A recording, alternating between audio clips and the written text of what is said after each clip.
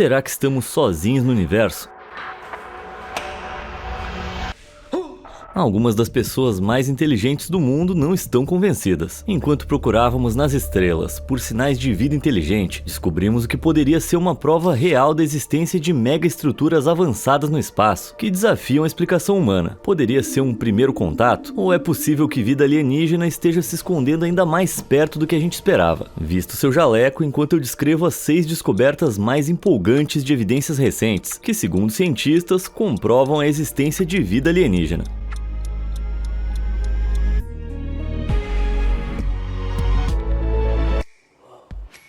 Poder solar.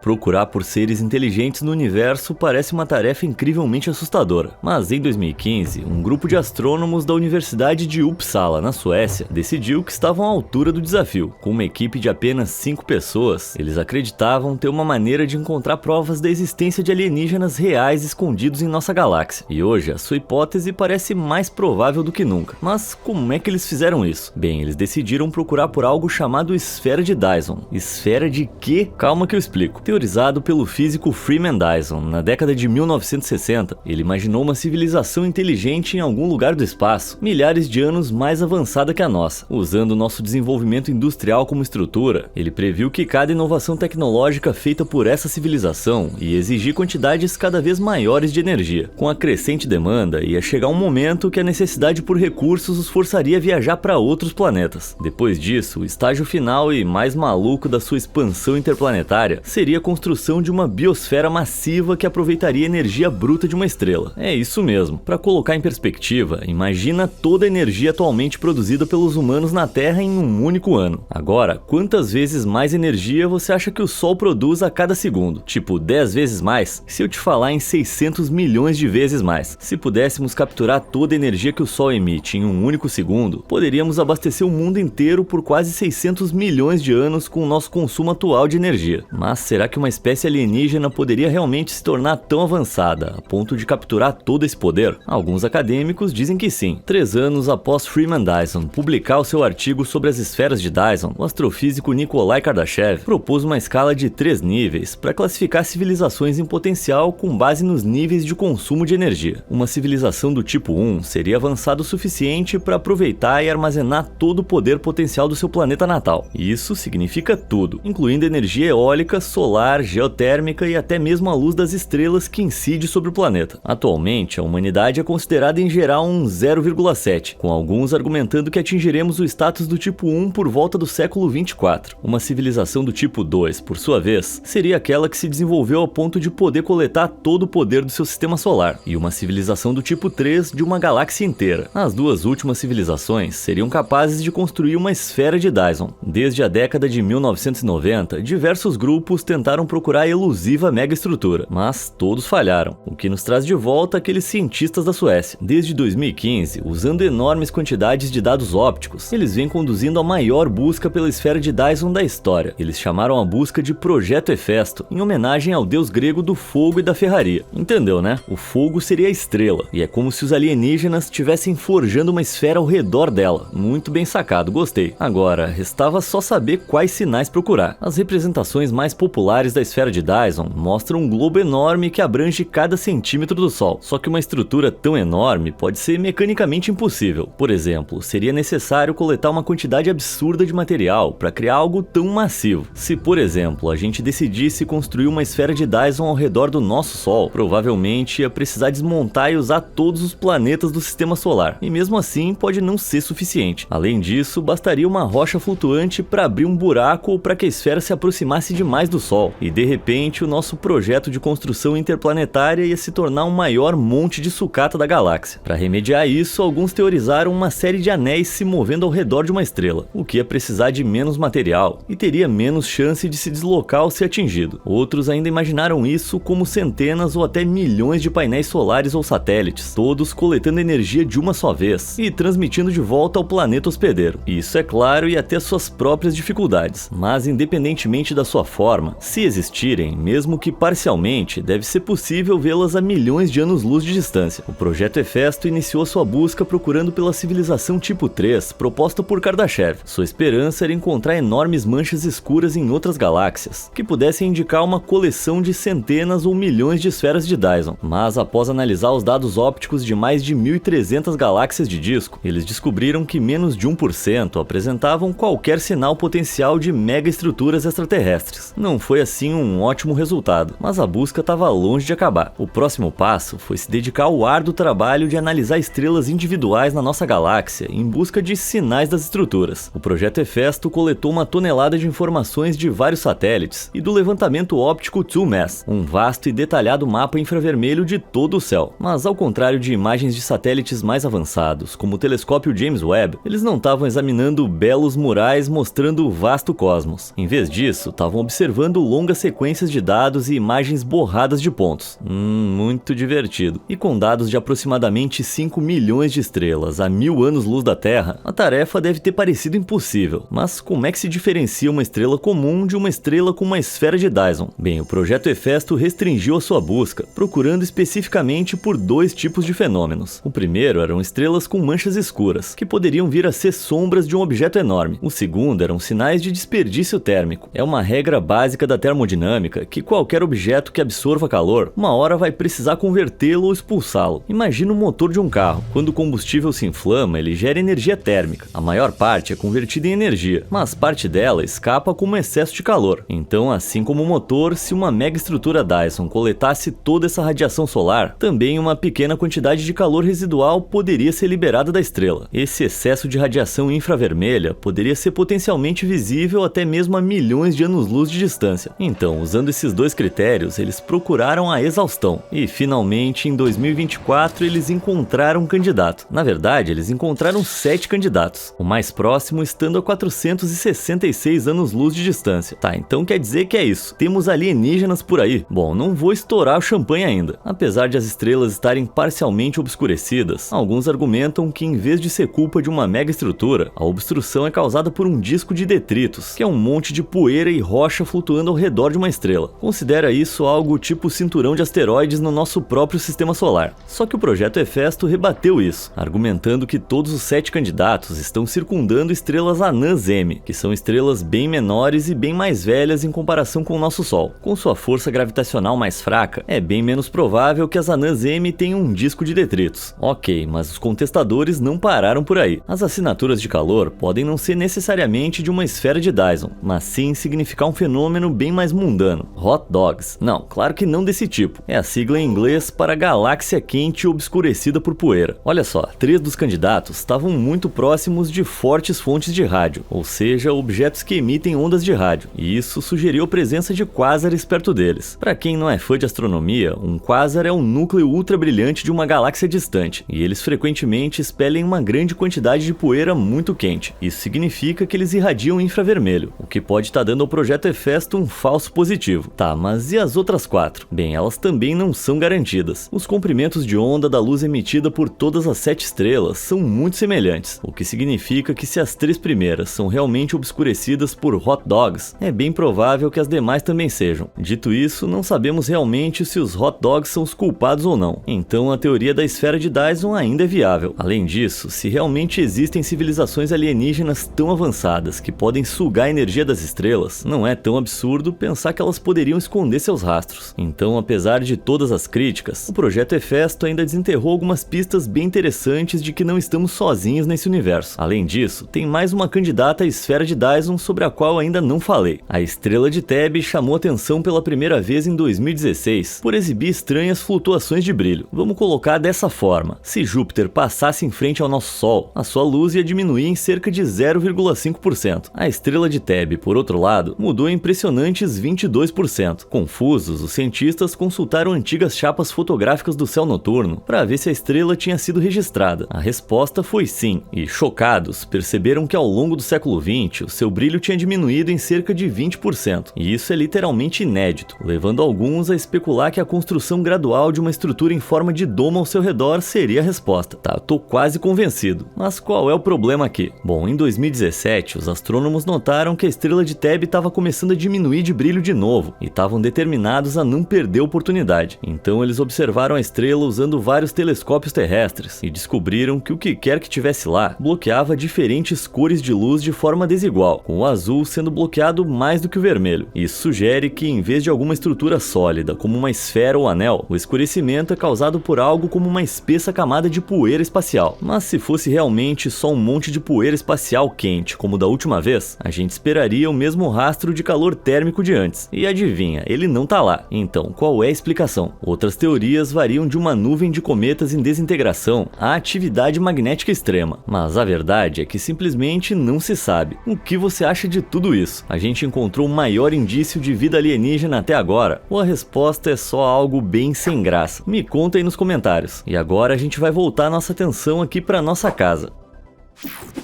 Acobertando contatos.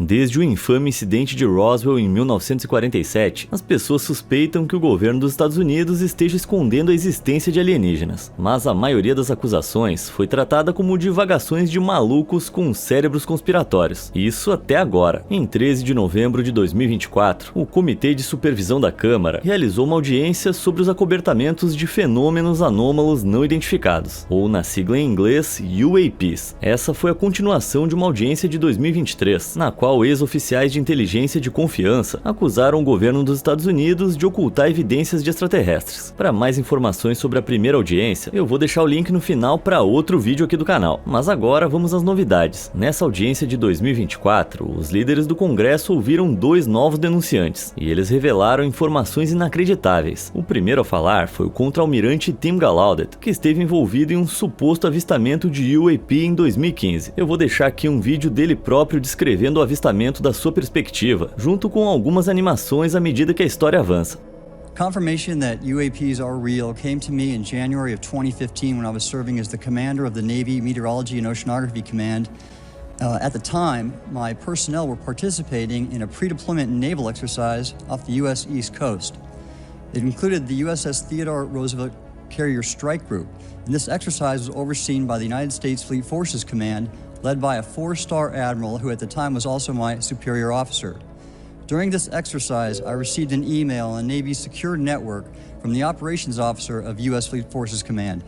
The email was addressed to all the subordinate commanders, and the subject line read in all capital letters, "Urgent Safety of Flight Issue." The text of the email was brief but alarming, with words to the effect, "If any of you know what these are, tell me ASAP. We are having multiple near mid-air collisions. And if we do not resolve this soon, we are going to have to shut down the exercise." Anexada aos e-mails, havia essa filmagem recentemente revelada, mostrando um objeto desconhecido voando a velocidades realmente inacreditáveis durante o exercício de treinamento.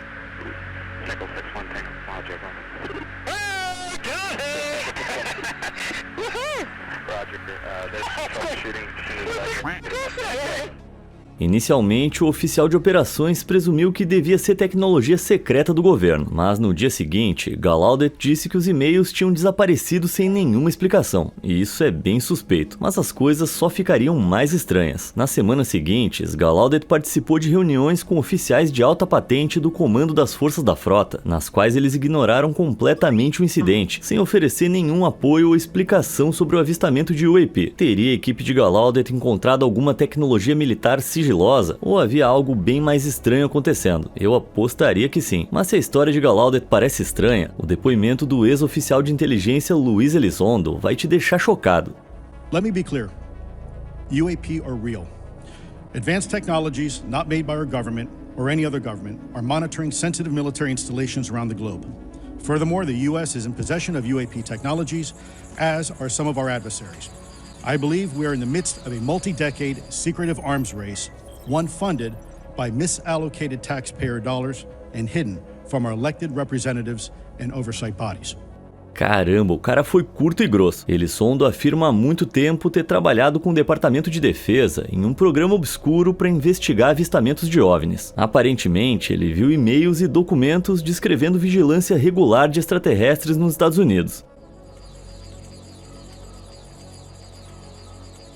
In regards to these aircraft being piloted by whatever they might be, non-human biologics, would you agree that it's likely that they are being piloted by some mind-body connection?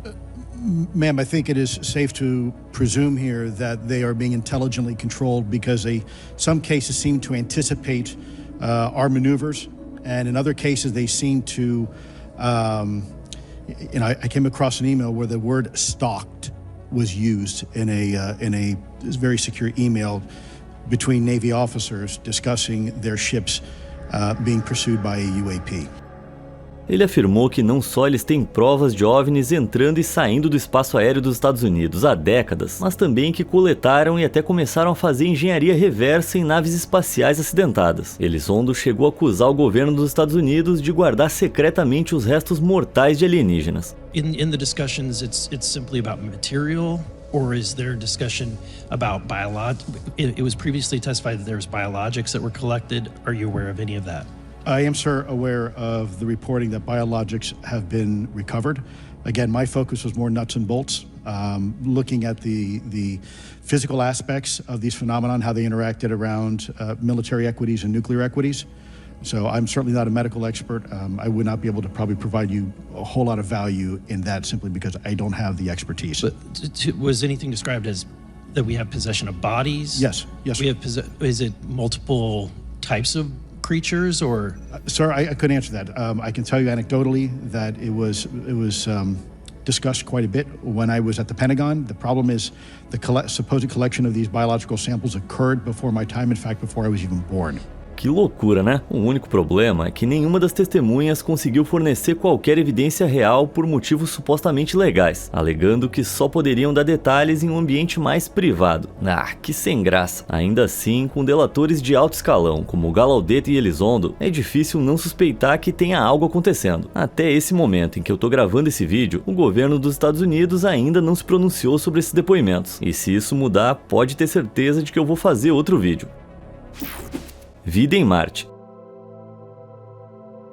Nenhum planeta mexeu com a nossa imaginação como Marte, com inúmeros filmes e livros imaginando civilizações marcianas que rivalizam com a nossa. Mas as primeiras explorações revelaram só um deserto árido e vazio. Ou será que tem mais? Em 2018, o módulo de pouso Mars Insight da NASA pousou com sucesso no planeta vermelho. Usando um sismômetro, o módulo registrou 4 anos de vibrações estranhas vindas das profundezas do planeta. Essas vibrações foram convertidas em sinais elétricos, que deram à NASA uma ideia do que está acontecendo abaixo da superfície. E o que eles descobriram foi chocante. Acontece que existem milhares de túneis com água líquida se movendo pelo planeta. Na verdade, pode haver água suficiente para cobrir toda a superfície do planeta e um oceano de 800 metros de profundidade, o que tem implicações bem significativas. Quem pode dizer que alguns organismos unicelulares não estão se movendo por esses túneis nesse exato momento, ou até mesmo algo maior. Após o sucesso do módulo de pouso Insight, a NASA busca encontrar algo ainda mais chocante. Que tal os restos mortais de marcianos de verdade? Embora Marte possa ser um deserto árido hoje, agora sabemos que há bilhões de anos, lagos e rios cobriam sua superfície. É bem possível que algum tipo de vida alienígena tenha começado a se desenvolver antes de Marte perder gradualmente a sua atmosfera e secar. Para descobrir, a NASA enviou um rover chamado Perseverance para coletar amostras de poeira e enviá-las à Terra para análise, especificamente de um buraco gigante, conhecido como Cratera de Jezero, formado pelo impacto de um asteroide enorme bilhões de anos atrás. Acredita-se que o enorme abismo tenha se enchido d'água, criando um lago com aproximadamente 35 km de largura e 30 metros de profundidade. É um lago enorme, com muitas oportunidades para a vida. Se pequenos micróbios já nadaram nessas águas, há uma chance de que seus restos mortais estejam escondidos sob o fundo arenoso da cratera. Até agora, o Perseverance coletou 24 amostras, e qualquer uma delas pode conter a resposta para uma das maiores questões da humanidade. Mas tem um problema: trazer todas essas amostras de volta à Terra. Será que é fácil? Bom, a gente já colocou um rover lá, né? Mas não é bem assim. Embora pareça simples enviar alguém a Marte, pegar alguma coisa e voltar, existem alguns grandes contratempos. Para começar, são 48 milhões de quilômetros de distância. As estimativas atuais dizem que um foguete equipado para enviar uma pessoa a Marte ia levar quase 500 dias. Não é assim uma viagem curta. Em segundo, a NASA ia precisar construir um foguete pesando mais de 100 toneladas para fazer a jornada. tomada. E em terceiro, eles iam precisar encontrar uma forma de desacelerar esse foguete do tamanho de uma baleia azul, o suficiente para ele não se chocar contra o planeta. Em outras palavras, não é viável. O que a NASA planejou em vez disso é uma corrida de revezamento interplanetária, começando com o envio de outro foguete por volta do ano 2030. O Perseverance vai colocar a amostra nesse foguete, e de lá eles planejam dar início à primeira decolagem de Marte, trazendo-os de volta à órbita. Então um orbitador de retorno deve pegar o foguete antes de voar de volta para a Terra. Embora tudo isso possa parecer dolorosamente distante, ainda é loucura pensar que a gente pode estar apenas a algumas décadas de ter provas inegáveis da vida marciana. Agora, sabe o que não tá dolorosamente distante? O próximo vídeo do Fala Sério. Não deixa de clicar em curtir e inscrever-se para nunca mais perder nenhum conteúdo de outro mundo no futuro.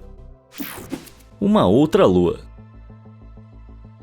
Deixando de lado as nossas preconcepções terrestres, vale lembrar que a vida pode ter começado em todo tipo de corpo celeste. Na verdade, um dos candidatos mais prováveis no nosso sistema solar não está em um planeta, mas em uma das luas cobertas de gelo de Saturno, chamada Encélado. Até muito recentemente, essa lua relativamente pequena era considerada meio desinteressante entre as 146 luas que orbitam Saturno. Então, em meados dos anos 2000, a sonda espacial Cassini da NASA descobriu enormes geysers de água jorrando da crosta gelada da Lua para o espaço. Isso fez de Encélado o único corpo em nosso sistema solar, além da Terra, com água líquida em sua superfície. Suas descobertas também mostraram que a água tem uma incrível diversidade química, contendo dióxido de carbono e amônia, dois pilares essenciais para a criação da vida. Mas talvez a descoberta mais importante não tenha sido essa, e sim a água potencialmente quente a 30 km abaixo da superfície. Como Encélado está tão perto de Saturno, ela causa algo chamado aquecimento de marés. É quando as forças gravitacionais de Saturno fazem a Lua se deslocar, curvando e torcendo seu núcleo, e no caso de Encélado, quebrando todo aquele gelo profundo. Esse processo é semelhante ao modo como a nossa Lua causa marés oceânicas, só que em escala bem mais intensa. É nessas águas quentes que a vida tem a melhor chance de se desenvolver. Desde essa grande descoberta, Encélado tem recebido um certo destaque nos círculos acadêmicos, gerando questionamentos sobre se ela poderia oferecer um ambiente habitável para todo tipo de criatura aquática. A maneira mais fácil de ter certeza ia envolver enviar outra nave mais avançada, não só para coletar mais grãos de gelo lançados pelos geysers, mas também para pousar na superfície. Só que não é provável que isso aconteça antes de 2030. O diâmetro de Encélado é de apenas 500 km,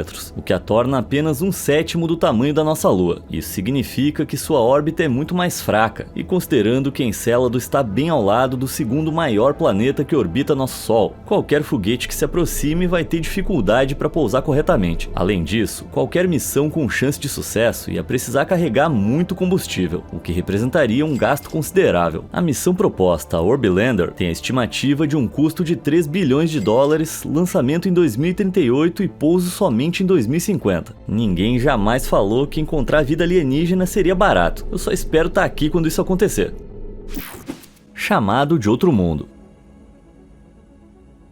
Seja do Sol, de outros planetas ou de objetos muito além do nosso sistema solar, a Terra é constantemente bombardeada com ondas de rádio. Mas e se em meio a todo esse ruído, vida alienígena estivesse tentando fazer contato? A ideia é mais realista do que você imagina. Em 15 de agosto de 1977, o Observatório de Rádio Big Ear, da Universidade Estadual de Ohio, recebeu uma transmissão incrivelmente poderosa vinda de cima. E eu tô falando de uma potência 30 vezes maior do que qualquer outro ruído de fundo observado. Durou impressionantes 72 segundos, e ao receber o sinal, o astrônomo Jerry R. Ehman rabiscou a interjeição UAU ao lado da leitura. Desde então ele ficou conhecido como sinal UAU. Mas então, qual a origem? Seria alguma civilização avançada enviando uma mensagem através das estrelas? Muitos tentaram descobrir. Alguns astrônomos céticos afirmam que a interferência humana simplesmente levou uma leitura falsa. Outros argumentam que uma poderosa explosão radioativa do Sol atravessou uma nuvem interestelar de gás hidrogênio e foi captada pelo observatório, mas tem gente que discorda. A frequência era a mesma que a emitida pelo hidrogênio neutro, um dos elementos mais simples que existem. Então eles argumentam que se houver vida inteligente por aí, eles também saberiam quão comum essa frequência é. Portanto, eles poderiam ter usado isso para enviar um sinal que sabiam que receberíamos. Talvez algum tipo de SOS universal. Agora, nesse momento, eu tô me sentindo aqueles caras com chapéuzinho de papel alumínio. Mas isso levanta uma boa questão. Se um alienígena estivesse tentando nos contatar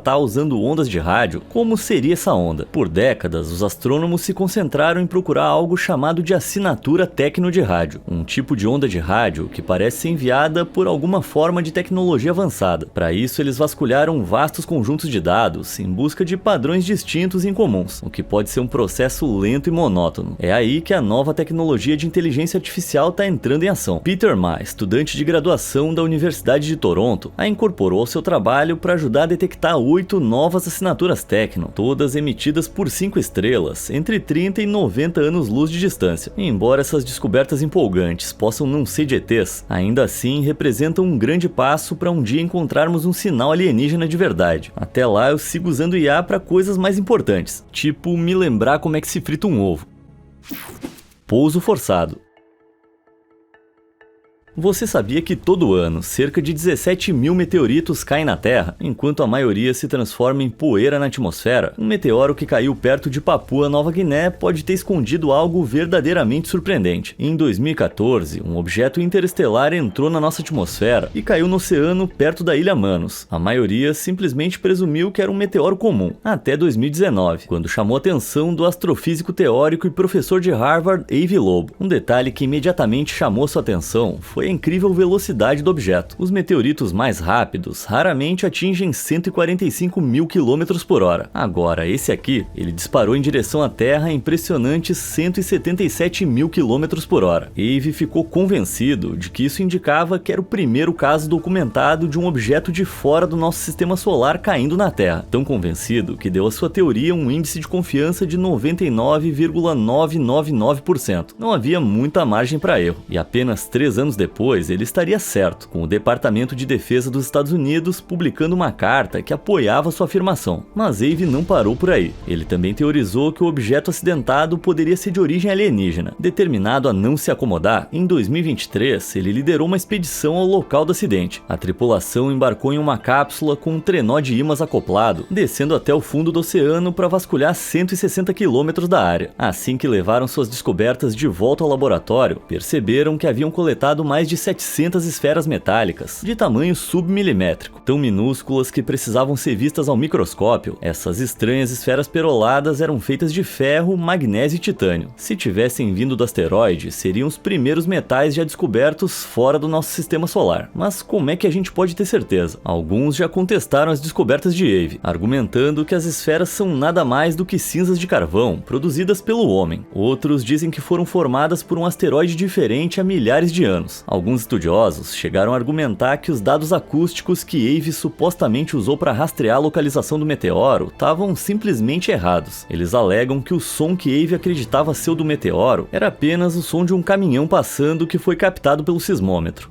Imagina que frustrante se for isso. Felizmente, Avi não se deixou abalar pelos pessimistas e pretende voltar ao Pacífico e procurar mais dessas esferas, na esperança de rastrear detritos ainda maiores, talvez até o núcleo do objeto. Com isso, ele pode descobrir se esse meteoro apresenta sinais de uma origem muito mais sofisticada. Enquanto Avi vasculha o fundo do oceano, outros ainda buscam espaço, especificamente um objeto em forma de charuto com quase 400 metros de comprimento que atravessou nosso sistema solar em 2017. Essa rocha estranha é a Oumuamua, e com seu formato alongado e o fato de ter sido observada variando de maneira significativa sua velocidade ao se mover pelo nosso sistema, alguns teorizaram que o objeto pode na verdade ser algum tipo de sonda alienígena, mas vários cientistas sugeriram que o Oumuamua era uma rocha espacial natural, embora com formato bem comum, e pode ter sido acelerada conforme o Sol derretia o gelo de sua lateral, criando um rastro de força propulsora. Ainda assim, alguns cientistas mantêm a esperança em Oumuamua. Enquanto isso, outros acreditam que a prova da existência de alienígenas não vai ser encontrada no espaço ou nas profundezas subaquáticas, mas sim caminhando entre nós, sejam avistamentos estranhos capturados por câmeras domésticas, supostos vazamentos de gravações governamentais ou encontros pessoais apavorantes, como esses dois, que embora bem assustadores, foram desmascarados como sendo, respectivamente, uma criança de calças na cabeça e um projeto de curta-metragem com aparência realista. Esse cara aqui, ou melhor, Skinny Bob, como costuma ser chamado, é mais difícil de identificar, e junto com outras filmagens supostamente vazadas, apareceu no canal do YouTube Ivan0135 em 2011. Tá cheio de gente na internet debatendo sua validade, mas se fosse uma filmagem real do governo, eu duvido que eles iam deixar esse vídeo ficar no ar com mais de 1 milhão de visualizações. Ou vai ver que é exatamente isso que eles querem que eu pense. O canal não publica nada desde 2011, então talvez a gente nunca tenha prova cabal que desmascare essa história. Mas se você quer algo impactante, o mundo ficou chocado com a descoberta de alienígenas mumificados. O ufólogo e jornalista Jaime Maussan apresentou um par de espécimes bizarros ao Congresso do México, que segundo ele datavam de 1000 anos e foram recuperados no Peru em 2017. Ele quase os chamou de extraterrestres, mas com as mãos de 3 dedos e cabeças enormes, a imprensa chegou à conclusão óbvia. Incrivelmente, ao serem enviados em um voo cargueiro para o México, esses corpos foram apreendidos pelas autoridades peruanas. Passados para a perícia, os investigadores concluíram que, de maneira chocante, esses corpos eram na verdade nada mais do que bonecos feitos de papel, cola e metal, além de ossos humanos e de animais. Alguns argumentam que isso é um disfarce muito conveniente, mas eu deixo a decisão para vocês humanos.